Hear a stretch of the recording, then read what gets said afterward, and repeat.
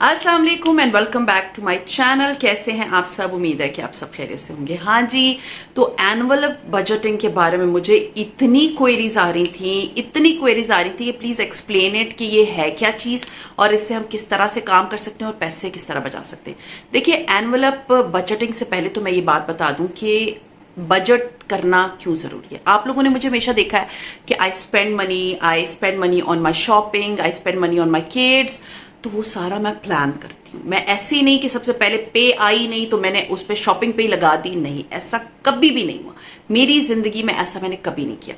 मैं हर चीज को कैटेगराइज करती हूँ शुरू से, जब से मेरी शादी हुई है उसका बजट बनाती थी और उसके बाद करती थी। एंड देन मैंने बहुत पहले, आज से कोई यू कैन से के 15-16 साल पहले मैंने पढ़ा था एनुअल बजटिंग की एक बुक थी। आई डोंट रिमेंबर वो बुक का नाम क्या था, क्योंकि वो मैंने एक लाइब्रेरी से जो है ना मैंने वो इशू कराई थी। That time I was in Quetta और वहां एक लाइब्रेरी थी और वहां से मैंने वो बुक इशू कराई थी और उसके अंदर एनुअल बजटिंग की ना पूरी चीजें थी। तो मैं बड़े शौक से लेकर आई, उसको मैंने रीड किया। तो वो कहते हैं ना आपकी दिमाग की बत्तियां जला देता है। समटाइम्स ना किताबें आपको वो नॉलेज देती हैं जो आपको मतलब ऐसे ही जिंदगी में कोई आपकी मदर कोई कुछ भी नहीं दे, कोई बंदा नहीं दे सकता। वो मैंने रीड करना शुरू किया ना, हर रात को मैं पढ़ती थी और उसके बाद मुझे ना एक नई नई आइडियाज आते थे। अच्छा, ये भी कर सकते हैं, ये भी कर सकते हैं, ऐसे भी पैसे बचा सकते हैं, वैसे भी पैसे बचा सकते हैं। पैसे देखिए, बचाना is a good thing, but वो बचाने के बाद थोड़ा बहुत अपने पर स्पेंड भी करना चाहिए। ये नहीं कि सब आप पैसे ही बचाने पे लगे हो और दुनिया में जो है ना वो आप ऐसे हुलिये में हो कि जो बस लोग आपको देख के कहें कि ये किस तरह का है, ये घर किस तरह का है। नहीं, मैंने हमेशा अपने घर की हर चीज अपने पैसे बचा के, अपने हस्बैंड के पैसे, हर चीज को जोड़ जोड़ के बनाया। क्योंकि ये जरूरी नहीं है कि आप एक वक्त में करोड़ों जो है वो आपके घर मनी आ रहे हो और आप जो है ना हर एक की यही जिंदगी हो। हर बंदा डिफरेंट कैटेगरी की लाइफ गुजारता है, तो उसके हिसाब से annual budgeting is for everyone. चाहे आपकी 20,000 तनख्वाह है या चाहे आपकी 2.5 लाख, 3 लाख, 4 लाख तनख्वाह है, आपके लिए ये एनुअल बजटिंग हर एक के लिए उसके मुताबिक काम करती है। अब बात करते हैं व्हाट इज एनुअल बजटिंग।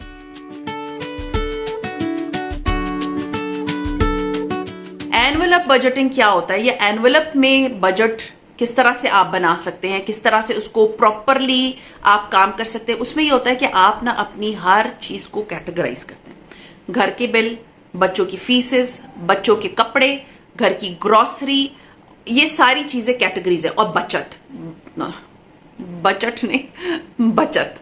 कितना आपने सेव करना है।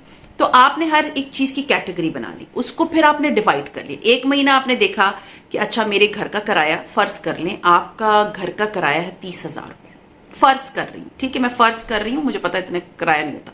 30,000 आपके घर का किराया है, फर्ज कर लें, ये सिर्फ आपको आसानी के लिए मैं बता रही हूँ, 20,000 रुपए आपके सारे जो है ना वो बिल्स हैं, क्योंकि अभी फिर शुरू हो जाएंगी सारी कि इतना तो होता नहीं, इतना पे नहीं होता। सिर्फ आप लोगों को क्लियर करने के लिए कि इस तरह से आप आसानी से बिल बना सकते हैं, अपना बजट बना सकते हैं। 30,000 रुपए घर का किराया है, 20,000 रुपए आपके बिल्स आते हैं डिफरेंट चीजों के, फिर बच्चों की फीस है, समझे कोई 15-20,000 रुपए। उसके बाद आपकी ग्रोसरी आती है, जो कि पूरे महीने की ग्रोसरी, सब्जियों के, हर चीज के, मतलब पहले आप ग्रोसरी कर ले, जैसे 20,000 की ग्रोसरी हो गई, 10,000 रुपए आपने पूरे महीने की जो हर डेली बेसिस पे आपने कोई सब्जी मंगवा ली, कोई चीज मंगवा ली, उसके पैसे हैं। और उसके पास कितने बचते हैं? तो फर्ज कर ले आपकी तनख्वाह है 1.5 लाख रुपए, ठीक है, फर्ज किया हमने, सारी चीजें फर्ज पे चल रही है, जितनी तनख्वाह है उसके हिसाब से कर लेना।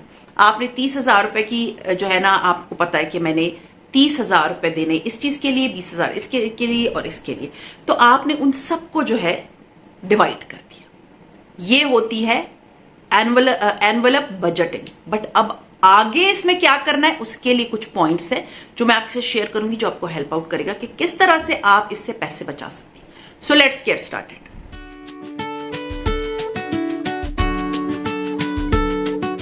अच्छा, पहली चीज है आपने कैटेगरी से स्टार्ट किया। जैसे कि मैंने आपको बताया, ग्रोसरी हो गए, बच्चों के बिल्स, फीसेस हो गई, घर के बिल्स हो गए, नॉर्मल जो निकनैक्स होते हैं, और सेविंग होगी। बहुत लंबी लिस्ट नहीं बनानी, हर एक डिफरेंट चीजों को एक कैटेगरी में डाल दिया करें, ठीक है। तो बिल्स और फीसेस को एक कैटेगरी में डालें, ग्रोसरी को एक कैटेगरी में डालें, घर के किराए को एक कैटेगरी में डालें, और उसके बाद बचत को बचत जो आप सेव करेंगी मनी, उसको एक कैटेगरी में डाल दें। ये आपने बना ली 4 से 5, जितनी कैटेगरी, बहुत लंबी जैसे कि मैंने आपको बताया लिस्टें नहीं बनानी, 4 से 5 कैटेगरी की आपने उनको डिवाइड कर दिया। तो ये होता है सिंपल, आपने सबसे पहले कैटेगराइज कर दिया।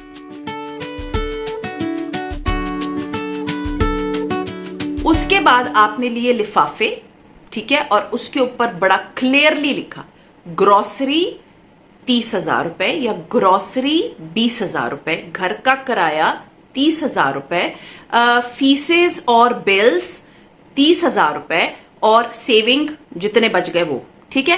कैटेगरी और लेबल करना है आपने, और पैसों की अमाउंट उसमें बहुत क्लियरली लिखनी है। उस एनवलप के ऊपर सब कुछ क्लियर लिखा होना चाहिए।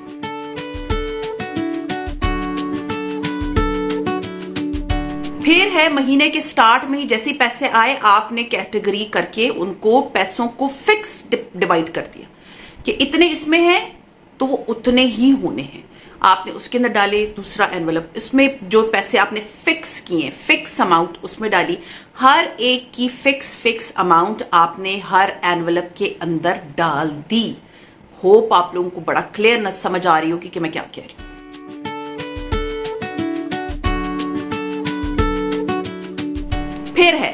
फिर जब आपने खर्चा करना है, ठीक है, फर्ज कर लें आप ग्रोसरी करने जा रहे, तो आपने सिर्फ वही एनवलप लेकर जाना है। आपको सिर्फ पता है कि मैंने ग्रोसरी इतने पैसों से करनी है, उसको एक्सीड नहीं करना। एंड ग्रोसरी के लिए एक टिप है कि आप जब जा रहे होते हैं ना, तो घर से खाना खा के जाए, दूसरा बच्चे मत लेकर जाए। वो जब स्कूल में होते हैं ना, उस वक्त जाया करें, क्योंकि बच्चे बहुत बिल बढ़ा देते हैं। इट्स अ नॉर्मल थिंग, मैं आपको बता रही हूँ कि अगर आप पैसे बचाना चाहती हो तो फिर क्या करें कि जो आपने अपना एनवलप बनाया हुआ है, आपने सिर्फ उसी एनवलप के अंदर से अपना वो निकाला, लिया, लेकर गई। 30,000 है तो 30,000 की ग्रोसरी आनी, उससे ना ऊपर जाएगी, हाँ नीचे हो सकती है, तो वेल एंड गुड।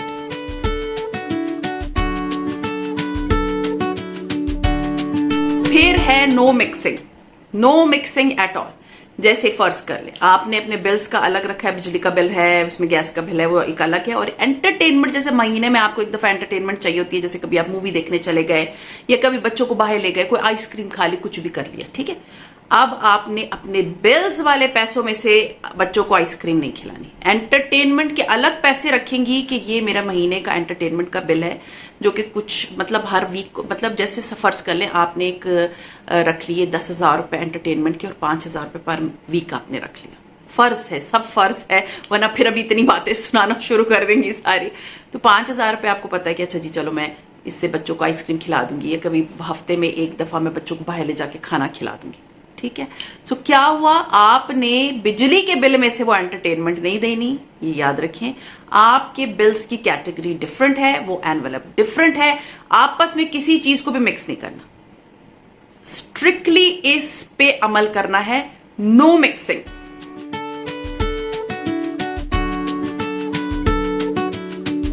ये चीज seriously, cash is best, no card. मतलब आपने वो पैसे निकाल के एनवलप में रखे और आपने उसको कैश के तौर पे यूज किया। जब हम कार्ड यूज करना शुरू करते ना, फिर हमको कुछ समझ नहीं आती। चलो खैर है, क्योंकि आपके हाथ से पैसे नहीं जा रहा, आपने तो अपनी जेब से निकाल के नहीं दिया, आपने तो कार्ड पकड़ाया, टैप किया, पैसे चले गए। और होता क्या है, फिर आपको दिल भी नहीं दुखता, आपको होता है जब बैंक स्टेटमेंट देखते हैं, हाय इधर भी चला दिए पैसे, इधर भी लगा दिए, इधर भी मैंने कर दिए। नो, बेस्ट कोशिश क्या किया करें कि एनवलप ना, डिजिटली भी आप अपने एनवलप्स बना सकते हैं, बट बेटर क्या होता है कि आप फिजिकल एनवलप्स में पैसे डालें और उसी से निकाल के खर्च करें, ताकि जब आप निकाल के दे रहे होते हैं ना, वो एक अलग दिल को लगती है कि नहीं अब मैंने ना पैसे नहीं इतने ज्यादा लगाने, ये इतने रह गए, ये पूरा महीना चलाना है मैंने, ठीक है ना कि पहले दिन गए कार्ड लिया और आधी तनख्वाह उड़ा के आ गए और फिर बाद में बैठे में कि जी तो पैसे तो खत्म हो गए, अब क्या करेंगे। तो बेस्ट चीज आपने जो करनी है, दैट इज कॉल्ड कि आपने अपने साथ कैश लेकर जाना है। कहीं पर भी जा रही है कैश लेकर जाए, कार्ड मत यूज करें।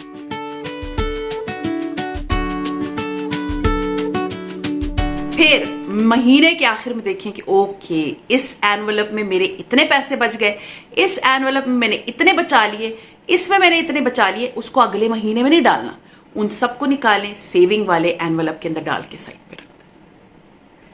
सिर्फ आप जब इमेजिन कर रही होंगी ना कि ओके ये मैंने इस महीने इतने इस एनवलप से बचा लिए और ये मेरे सेविंग का एनवलप है, और जब आप कोई वेकेशन प्लान करती हैं तो बिलीव मी आपको कोई प्रॉब्लम नहीं होती। या इवन आप अपने बच्चों के लिए सीजन के कपड़े, जैसे विंटर्स आ रही है, आपने कपड़े खरीदने हैं तो आपको हाँ आई हैव सेविंग्स और मैं उससे खरीदूंगी। और ये ना एक सलीकामंद सलीकाशार औरत की निशानी होती है कि वो महीने के आखिर में अपने शौहर से कहे कि मैंने ये पैसे बचाए हैं और ये मैं बच्चों के लिए रख रही हूँ, ना कि वो 15 तारीख को आके बोले कि तनख्वाह ही खत्म हो गई। वो सलीकामंद औरत नहीं है जिसने 15 तारीख में तनख्वाह खत्म कर दी। सलीकामंद वो है जो महीने के आखिर में पैसे बचा के रखी।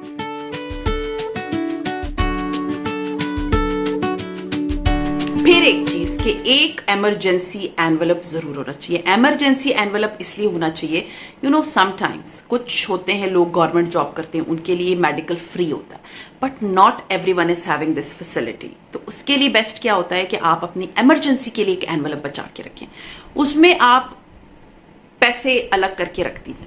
कभी भी खुदा ना खास्ता आपको उस एनवलप में से किसी इमरजेंसी के लिए पैसे चाहिए होंगे तो आपके पास वो पैसे होंगे। और कम से कम मेरा ख्याल है कि इमरजेंसी के लिए एक अच्छा आपके पास फंड होना चाहिए। जब आप हर महीने जमा करती जाएंगी तो आपके पास अच्छे खासे पैसे होंगे। एंड अल्लाह ना करे, अल्लाह ना करे, अल्लाह ना करे, जिंदगी में कभी अप्स एंड डाउन्स आते हैं, क्योंकि जिंदगी एक तरह से नहीं गुजरती, रोलर कोस्टर की तरह। कभी कोई इमरजेंसी पड़ गई, आपको पैसों की नीड पड़ गई, तो आपको ये परेशानी नहीं देखनी पड़ेगी कि अब मुझे किसी से मांगने पड़ेंगे। आपके पास खुद के पैसे होंगे, खुद के आपके बचाए हुए पैसे। सीरियसली, और husband will be proud of you कि मेरी बीवी ने मेरी उस लिमिटेड पे में से भी पैसे बचाए हुए। मैं आपको ये नहीं बोलती कि आप अपने लिए शॉपिंग मत करें, मैं अपने लिए शॉपिंग करती हूँ। मैं उस वक्त भी करती थी जब मेरे हस्बैंड की बहुत लिमिटेड थोड़ी पे थी। अक्लमंदी, होशियारी यही है कि आप अच्छे मेंटेन रहें, आपके बच्चे अच्छे लग रहे हैं, आपका घर अच्छा लग रहा है, और आप सबसे इंपॉर्टेंट चीज़ ये कि जो आपने पूरे महीने की सेविंग की हुई छोटी छोटी करके थोड़ी बहुत आपने उसको रखा और अपने लिए जाके सेल से कोई चीज़ खरीद ली अपने बच्चों के लिए, क्योंकि बच्चे जब ग्रोइंग एज में होते हैं ना उनके कपड़े बहुत तेज़ी से छोटे होते हैं। So this is the best way to save for emergency and for your kids, for everything.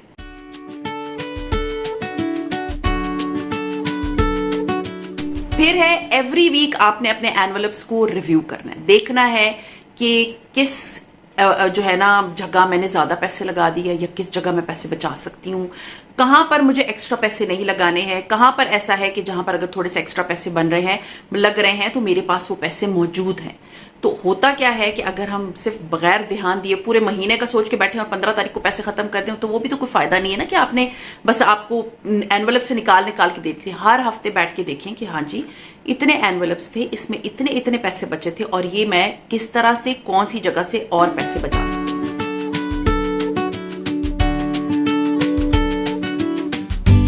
Last but not least is saving को ना अपना एम बना लें अगर आप चाहते हैं कि आपके पास इंडिपेंडेंस हो, आपके पास मनी फ्रीडम हो। देखें आपकी सेविंग आप ही के काम आएगी, आपकी सेविंग किसी और को नहीं होगा कि जी वो उसके पास जा रही है। अगर बहुत सी मेरी बहनें ये भी ये कहेंगी कि मेरे हस्बैंड जो पैसे बचाओ तो फलाने को दे देते हैं या खर्च कर देते हैं, डोंट टेल हिम, आपको वो खर्चा दे रहे हैं ना, आप अपने लिए पैसे बचाते जाएं और जब आपको लगता है कि जरूरत पड़ेगी वो पैसे निकाल के खर्च कर लें। क्योंकि समटाइम्स हस्बैंड होते हैं वो कहते हैं चलो जी ये दे दो तो फलाने को दे देते हैं। मेरी एक फ्रेंड के हस्बैंड ने बहुत ही एक्सट्रीम पे इस फजूल खर्च इंसान, सो वो पैसे नहीं बचाते। तो मैं यही समझती हूँ कि अगर वो बहुत फजूल खर्च है आपके हस्बैंड तो आप अपने हस्बैंड को मत बताएं कि आप ये पैसे बचा के रख रही हैं। आप जब जरूरत होती है फिर बताएं देखो ये मैंने पैसे बचा के रखे थे और ये आज हमारे काम आ गए, ना कि हमने वो जो फजूल चीजों पे लगाने थे या उनको देने थे या उसको करना था। तो उससे बहुत बेहतर है कि ये पैसे हमारे बच गए। जो सेविंग होती है ना उसको इस तरह समझा करें कि ये आपका एक बिल है जो आपने अपने आप को ही पे करना है, और पे करना है, खर्च नहीं करना, सेव करके रखने वो पैसे।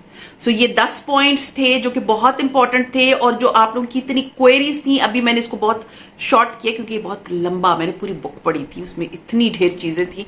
तो ये मैंने आप लोगों के लिए इतना सोच सोच के ये पॉइंट्स बनाए कि ताकि आप लोगों को आसानी हो जाए कि जब भी आप लोग अपनी सेविंग करना चाहते हैं आपको किसी और से मांगने ना पड़े। और ये पूरी बुक का एक निचोड़ मैंने आपके साथ शेयर किया है और इतने 10 पॉइंट्स में, ताकि आप लोग मिक्सअप ना हो। सो आई होप ये जो इतनी आप लोगों ने मुझे रिक्वेस्ट की थी कि बजटिंग के बारे में बताएं, और वो भी स्पेशली एनवलप बजटिंग के बारे में, तो वो मैंने आपके साथ बहुत क्लियरली शेयर कर दिया है। आप लोगों को बहुत क्लियरली समझ आ गई होगी कि किस तरह से आप अपना बजट बना सकते हैं अपने लिमिटेड पे के अंदर रह के, और एनवलप बजटिंग कितना हेल्प करता है। इसने मेरी बहुत हेल्प की है, अल्हम्दुलिल्लाह अल्हम्दुलिल्लाह, अल्लाह का बहुत एहसान है। तो और इस तरह आप लोग भी एक दिन कहेंगे कि वाकई ये एक बहुत अच्छा मेथड है जो आपको हेल्प आउट करता है।